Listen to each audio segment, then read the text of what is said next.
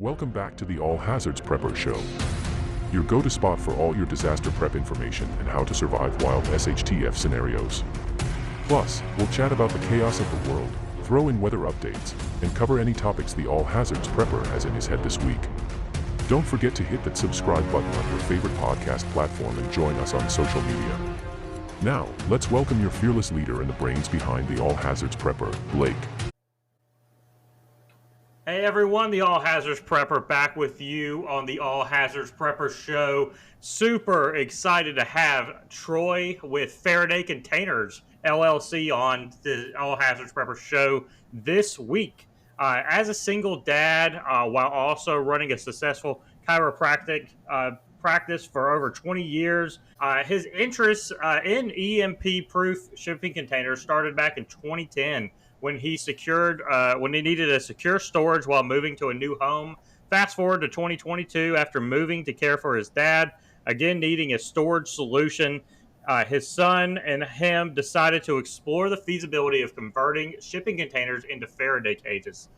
By September 2023, they have built over two 40-foot Faraday prototypes, one 20-foot Faraday prototype, and also has started converting 5-foot job site boxes into Faraday cages. In January of 2024, they have successfully launched Faraday Containers LLC, a family-owned and operated business to provide EMP-proof storage solutions for consumers around the U.S. While building, they build all materials at a U.S.-based companies, except for the original containers, recognizing the urgent need for large containers to protect essential items in an EMP scenario. They decided to make this venture into a full-time commitment. Until now, only the government, military, and big tech have had access to this level of protection, and they aim to change that and provide practical solutions for everyone. They are the first of their kind of business, driven by a mission to help people in a new way. Faraday Containers is now taking orders and offering several upgrades as well. So they're just getting started. I know I said a few things in there, such as EMP and Faraday and all that type of stuff. We are going to dive all into Faraday and EMP and what all this means. So Troy, welcome to the show. Just what you want to, I guess, kind of kick us off and add a little bit to your introduction. Thank you, Blake. It's nice to be here. I'm glad you had me come aboard. And I know this started off as, something to fulfill a need that I had personally and developed into, it was a mishap. I ruptured my ACL and that took me out of the chiropractic business temporarily, but that's when I went into the EMP. I'm staying on this side and we're going to continue making these things for the consumers. Yes, definitely a one-of-the-kind product. I think I found you on Instagram. That's kind of where I've been lately and checking out different products and different people and ran across your page. And I was like, wow, this is something I've never seen before. You see shipping containers all the time, but you don't see anything like this. First, we're going to kind of dive into prepping. And we've, me and Troy have been able to talk over the last week. And we talked about prepping. And I kind of want to first talk about prepping and your experience as a prepper, and then we're going to dive into the EMP, the Faraday, talk about nuclear war and all those fun stuff. So Troy, let's start out with, tell us, for our viewers, how you kind of became a prepper and kind of your story that way. Well, I think it's kind of, probably similar to most people's getting into prepping. You start saving up, you start with water and food and start realizing maybe you need some other things and batteries and two-way radios and you just start building, and before you know it, you've got a good stockpile and you start going for the more obscure items and things that are maybe a little more costly, like solar generators. And, you just start accumulating. And the more you watch what's going on around the country and the world, the more you realize you're doing the right thing. And really once it got to the point where you've got your food and water and bare necessities there saved up, you start saving up on amenities, small appliances and hand tools and things like that. But, the threat of an EMP is becoming more and more prevalent. And, an EMP is an electromagnetic pulse. They can come in many forms, but we'll get into that later. All these preparations you've saved up, if there was an EMP, there's one thing. It's the EMP that can basically turn all of your preparations into paper. Other than your food will survive and people will survive. They won't even know that an EMP has happened other than nothing works anymore. You're not going to see it. You're not going to hear it.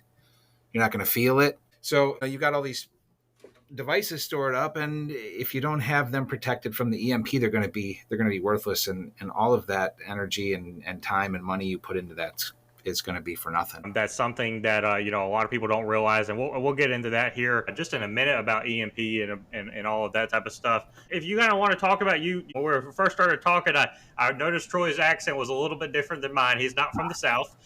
He is from Wisconsin. Can you talk about some of the disasters or things you see up there in Wisconsin that I might not see here in the Carolinas? You might see a little bit more snow than I do, but yep. Oh yeah, we definitely see snow. That's another thing you can put in one of these containers is a snowmobile if you needed to, and if you had a foot or two of snow and there was an EMP, and to have a snowmobile could be life saving. Especially if you've got some health problems that arise during a situation like that in a blizzard. They wouldn't be out plowing the roads, and you're not going to be able to drive anywhere. But back in was it 2017? Burlington, the town I'm from, a small town, 10,000 people, was put on the map when we had, was it 7 inches of rain in a matter of a couple hours, and it flooded the entire area here. The town was underwater. There were, I don't remember the amount of people that were without electricity and water and everything, but it went on for over a week. Luckily that wasn't any sort of grid down situation. The generators worked, and you start realizing all the things that you didn't have and the things that were very valuable that you did have. And yeah, it got me through that. And you can also help people who weren't prepared. Hopefully they've become prepared since then. But yeah, no, that was a rough week there. Other than that, there hasn't been any major power losses up here. We're out of range for hurricanes and whatnot. Obviously, tornadoes do come through the area, but that's still more of a local thing, and they usually get that fixed up pretty quick. Yeah, that's great. Yeah, that's never been to the state of Wisconsin, but maybe I'll take a visit at some point. Definitely interesting to hear about the flooding. That's something that we're the week that we're recording this. Burl, the hurricane, has come across the U.S. and it's working its way, even up north now, and we're seeing some flooding impacts, and it's definitely devastating what we're seeing in the Houston area. So flooding is definitely something to prepare for, no matter where you live. It tends to be a disaster unless you live high up on a mountain, but that still can help, still can affect you. Seems to be one of those common hazards that can occur wherever you are, no matter where you are. Troy, talking about what's your biggest thing that keeps you up at night as a prepper? I might know the answer to this as we're going into EMP. We're talking about all this stuff, but what is that disaster that really keeps you up at night? Well, it would be a high altitude EMP. That's going to be the end all. That's going to be the worst thing that could happen would be an EMP. It would wipe out everything from coast to coast. It would send the entire country into chaos. And, they say within 4 days, your neighbors are going to come looking for whatever they can find from whoever they can get it from. The other thing that's been, researchers say that 90% of the population will perish in the first 12 months after a total grid down situation like an EMP. So yes, it's major. It's here on the All Hazards Prepper Show, at least since I've been starting, we really been talking about hazards that occur more often than an EMP.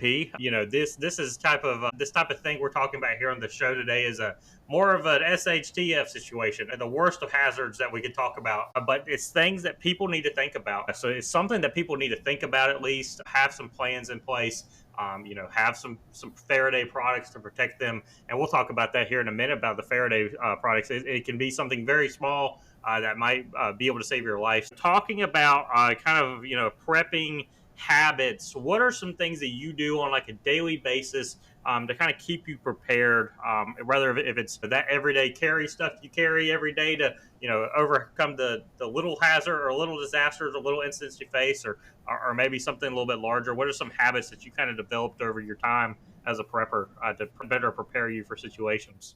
Well, I always keep everything topped off. I keep propane tanks topped off and all the generators and any, even ATVs and whatnot. I don't let them sit empty.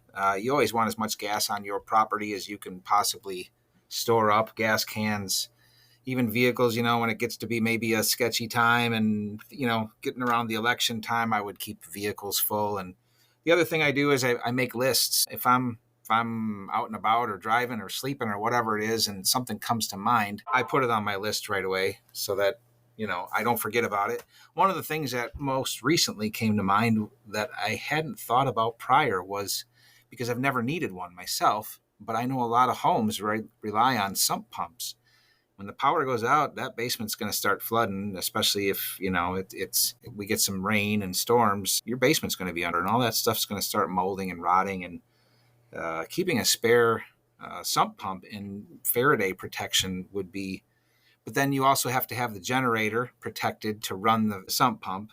You got to have kind of a kit, you've got to have that power generation, whether it's the problem with fuel generators, a gas or diesel or propane, you're going to run out eventually. Probably in an EMP scenario, though, gasoline's going to be around because there's all these cars that are going to be with gas tanks that aren't ever running again. You can siphon some out, but gasoline doesn't last that long.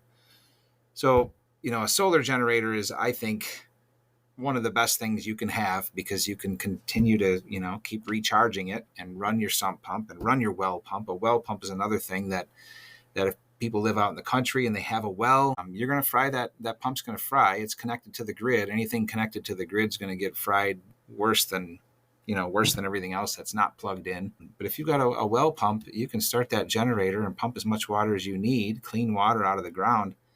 And a lot of people don't think about that, but I make lists and I keep things topped off, and whether it's food or fuel or just resources, I keep them topped off.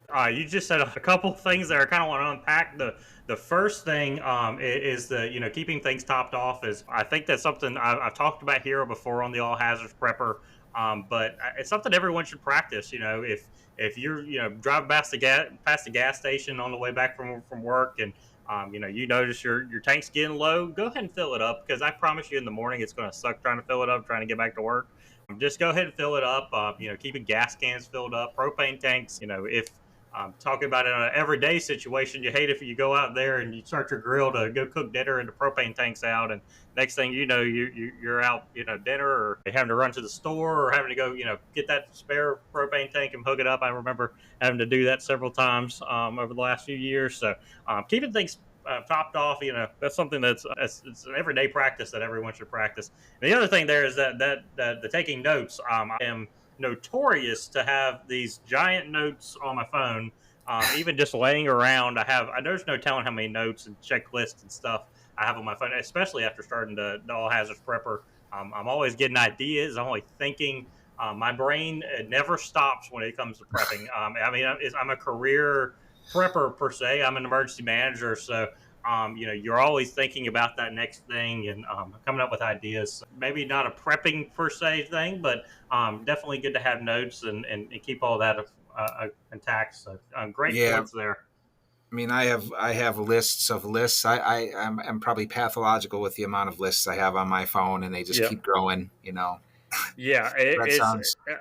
Yeah, I don't know how many. I'm probably to the point where my phone is out of memory on the notes. It's amazing how many notes I keep on my phone. So Troy, kind of wrapping up this segment here. What is your bucket list thing as a prepper? What is the one thing or a couple things that you want to do in the future to really improve yourself as a prepper?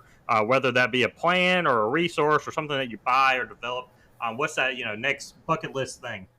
I would say I've been prepping for 20 years, and probably for at least the last, I'd have to say at least 12, if not 15 years, that bucket list item is the Faraday is a shipping container that I can park my car, my motorcycles, big items in. And it's always been something I've been thinking about. I've been looking into it. I find people talking about it on blogs and discussing it online, but nobody ever nobody ever went ahead and made them. But this would be the one bucket list thing. I think I can't think of anything more important to have. To be honest with you, you can store, whether you're storing your food. These containers are mouse proof, they're waterproof, weatherproof. We can insulate them. We either spray foam them, or we've got polystyrene we can put inside, so that way your food's kind of kept at a more ambient temperature or whatever. But yeah, this would be the ultimate product. And so I guess I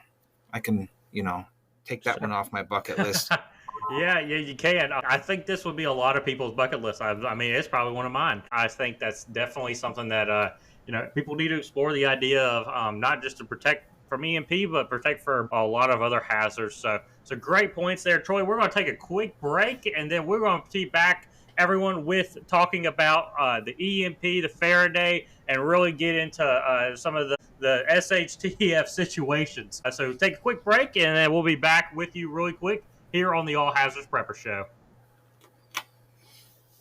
This episode of the All Hazards Prepper is sponsored by Argosy Farms. Just the other week, I was going through my emergency food and was like, wow, I have so many products from Argosy Farms. This is because their products are affordable, they're easy to use, and what I love about Argosy Farms is that there are so many different options, not only for emergency food supply, but for everyday needs. Go check out Argosy Farms. I think you will be amazed with what you will find on their website at argosonfarms.com. They offer several products for emergency food, from emergency food buckets to even smaller little products that can fit in a go bag, even products that are dry good products such as butter, cheese. I have their peanut butter as well. I've used their butter before, and it is incredible. Tastes like real butter. Go check out Argosy Farms at argosonfarms.com. Use the code TheAllHazardsPrepper for a 10% discount when checking out. Again, Argosy Farms is what you need to survive any disaster, and is great to have, especially as we are getting into peak hurricane season. So go check out Argosy Farms at argosonfarms.com. Again, using the code TheAllHazardsPrepper for a 10% discount. We are back from the break here on the All Hazards Prepper Show. Again, I have Troy with Faraday Containers out of Wisconsin here on the All Hazards Prepper Show. Troy, we're going to dive into what these acronyms we've been speaking of the last segment. We're going to dive into that SHTF, and then talk a little bit about the product that Troy has. And why it is necessary for everyone to purchase. So Troy, let's talk about EMP, what an electromagnetic pulse is. Maybe you explain to our viewers, what that EMP is, and why we need to focus in as a prepper. Well, let me start with a type of EMP that can happen naturally. It actually happened back in, I want to say the year slips me now, but we had telegraph. We were just communicating through telegraph lines, but the sun gave off a coronal mass ejection, a large solar flare that was direct hit. It actually caused telegraph wires to burn and start fires, and it took down pretty much just about our entire grid back then.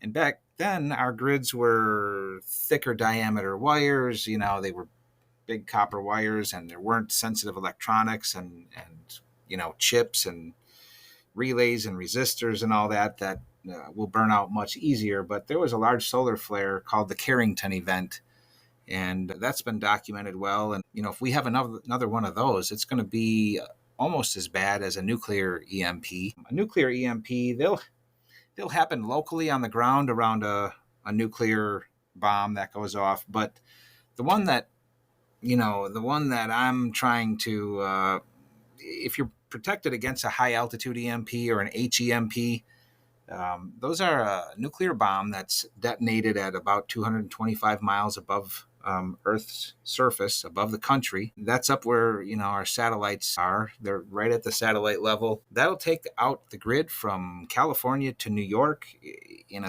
a blink of an eye. EMPs travel at the speed of light. That nuclear blast blows down the ionosphere, and blows that charged ionosphere. Actually, as the EMP travels through the ionosphere, it carries that charge with it, and that's why it can happen so abruptly and at the speed of light. So, Iran, North Korea, China, and Russia all have developed EMP weapons specifically to take out, an entire country. Even North Korea has been proliferating nuclear bombs, and they have the capability of putting one over top of us. Iran recently, a few years back, actually launched an ICBM missile that came in from an area we didn't expect it. Normally, those missiles are going to come in from the north. They kind of come up and over just the trajectory that those rockets take. But Iran had one come in from the south, and we didn't see that coming. It wasn't weaponized. There wasn't a nuclear warhead on it. It was more of a test fire. But they have the capability. All four of those countries have the capability of hitting us with an EMP. Yep. Now, if they do a grid down through the infrastructure, through there's other ways to send EMPs through the grid, but they're not nearly as destructive. Anything that's not plugged in wouldn't be affected. But they can take down our defenses temporarily, and that's when they can sneak an EMP in, a nuclear bomb in at satellite level. And for all we know, there could be, and I'm not sure how this works and how our defense works, but I think they can detect if there's nuclear bombs up there. But any satellite could have one attached to it, and they've perfected them to direct their entire blast down to the ground. Now, that's the most dangerous threat we have to this country. Definitely. Yeah, that's great points there. I actually, in my major, I studied security studies, which is international relations in a nutshell. And actually, a class I took was on nuclear weapons and weapons of mass destruction. But yeah, it's amazing how many people don't know what a nuclear weapon can do. It is the ultimate shit hit the fan event, other than maybe an asteroid hitting the Earth. It's it. So that's what can cause the most devastation. There's actually 9 countries that have nuclear weapons: U.S., Russia, UK, France, China, India, Pakistan, Israel, and North Korea, which is scary. North Korea is probably the top country that's it's scary because of their political stance and their political stance towards Western worlds. But even and we see what Israel or what Iran has done the last year. So certainly they are working their way towards having it being a nuclear weapon state and what it can do. I'm not trying to bore everyone with talking about international relations and all that, but it's something that people need to be aware of. We were talking about earlier, Troy. You said how people will not even know that an EMP has occurred. They'll next be driving down the road. Next thing they know, their truck's off, and there's no cell phone reception, no anything. That's I think the craziest thing about EMP is that there is no notification beforehand. And Correct. I don't know if you ever seen the show Jericho. It's like a post-apocalyptic TV show. Have you ever seen that?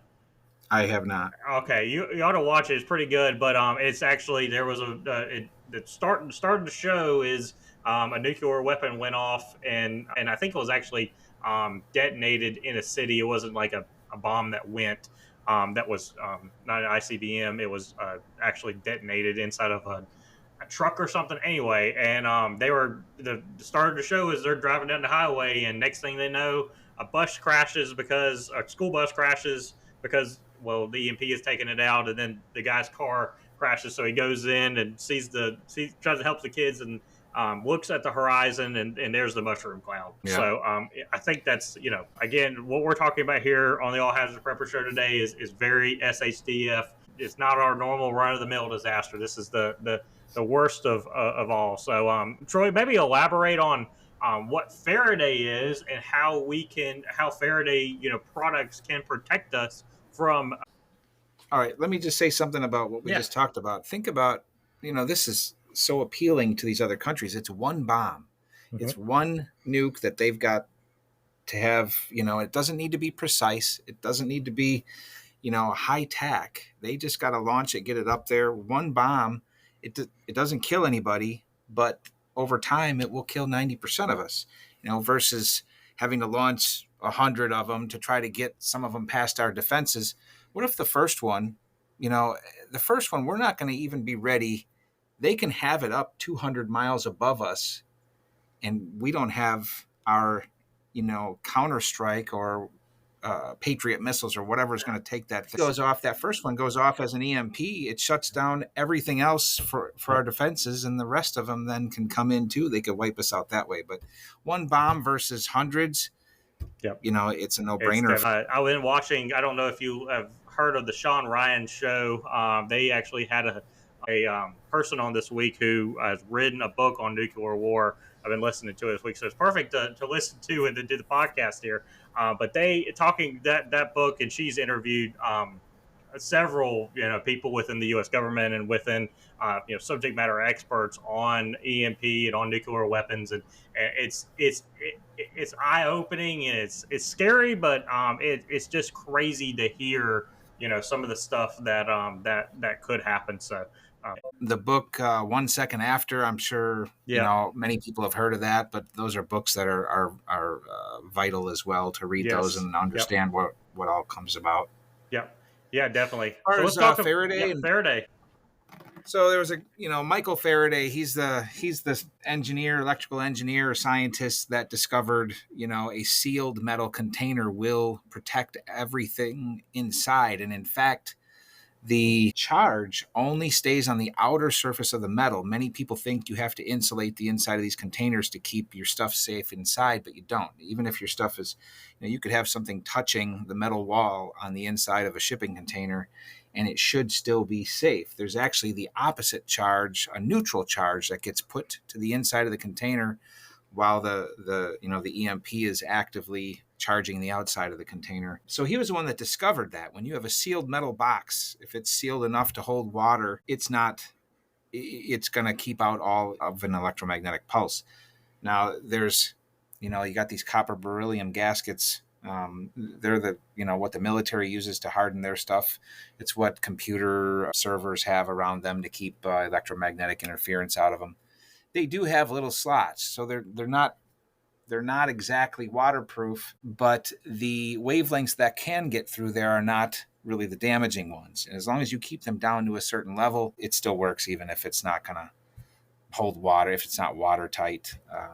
Those gaskets, they're as good as you can get, but they're still going to get a little bit through the doors, and that's just by nature of, how they can't, without welding it, you can't seal it off, But so, Michael Faraday discovered that and you can actually, a lot of people just use, a mesh, something you can see through. It is enough, like your microwave. Your microwave door has that wire mesh on the door. You can stand there looking in at your food cooking. If those holes were any bigger, those waves would get out and would be doing damage to you. But based on the wavelength, they attenuate those damaging rays and keep them inside, which is the same, it's the same concept on these containers and the gaskets we use. Perfect. Yeah. And speaking about Faraday, there are so many different Faraday products out there. The market is almost saturated with, bags and things that you can put over devices and all of that. The market's definitely not saturated with containers, but definitely, if you are looking to protect, your a cell phone, a computer, your weather radio, your ham radio, anything that's a small device, you can pick up Faraday bags for less than $50 to $100, somewhere in there. Sometimes they're even cheaper. Definitely check where you're buying it from. Make sure you're buying it from reputable markets. But there are products out there. I have several things in Faraday bags. I have a couple weather radios. I have a ham radio in one. I have a computer in one. So I try to protect those types of items. But start us out with why you started this. You kind of talked about it before. And then talk about, I was actually watching the video today you posted. It was really interesting. I've been in, I've seen shipping containers, but I've never seen one like that. And, really breaking down what you put in it and the work you put into it. It's quite amazing. So talk us about your product and what it can do for someone. Well, it actually started with, the metal garbage cans. I wanted to make sure that my power tools, my hand tools, were all going to be able to help me fabricate someday if ever needed. But the garbage cans, you have to tape every seam with the foil tape. You have to tape the lid on. And even then, it doesn't test out real well. I've got testing equipment that we can tell how much attenuation. It's called attenuation, and you measure it in decibels. Anything over 50 decibels considered Faraday is considered EMP level protection. We try to have all of our stuff come in, at least I'm going to guarantee at least to 65 decibels. We've had our smaller boxes up to 90 decibels, but that's also using a different type of gasket that isn't necessarily weatherproof. But, those are things that I'll probably discuss on our website. And there's foil over fabric. Those are very good at attenuating for short periods of time or in dry climates or in your basement. But with repeated opening and closing, they tend to break down. I know I'm getting off track here, but no, you're good. Yeah. We started with the garbage cans, and they didn't satisfy either. I started looking online. What's available online? The Faraday tents. The largest one you can find is 7 foot by 7 foot by. Yep. One of the largest ones is 7 foot by 7 foot by 6.5. That's $32,000 for a tent that just has a metal frame and some Faraday fabric. There are some connectivity features to those, but for a desktop version, a 2 foot by 2 foot, I think I don't have the numbers right in front of me, $6,000, and then their 4 foot by 4 foot was $8,000. They're just extremely expensive when you can have 320 square feet of storage space and 8 to 9.5 feet high. It just, there's the value there is significant, obviously. Sure.